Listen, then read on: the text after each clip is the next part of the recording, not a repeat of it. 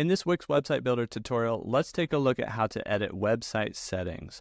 So website settings are like the back-end things of your website. That can include page settings, it can include settings for your overall website, or even things like the favicon or SEO settings, anything like that. So, here in the editor, there's not a lot of back-end settings, but there are some. For instance, if we go to our pages and menu over here, and we pull out the site menu and go to any specific page, if we click three dots here on the right, we actually do have some different settings, including just settings, right? And so we have page info, layout, permissions, SEO settings. So we have some back-end stuff at the page level here. We also have in the editor a settings dropdown, and that's some of the settings, but not all of the website settings. So we'll see things like connecting a domain, getting a mailbox, etc., and then SEO setup checklist, the favicon, business info, and a lot of these things will take you to the dashboard because, in like a pop-up experience here, because the dashboard actually includes most website settings.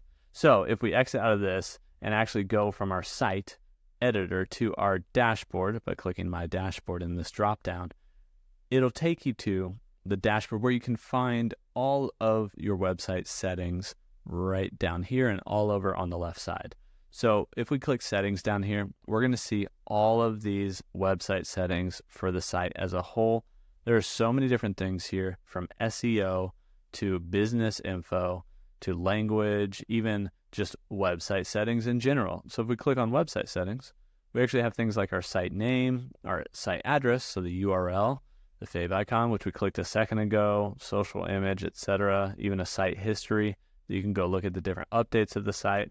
If we back out, we have things like privacy and cookies. So if we click on that, this is how to, apparently I have to have a published site to be able to see the settings here. But essentially, displaying that cookie consent banner that pops up on virtually every website these days, as well as some of the other messaging around privacy and cookies.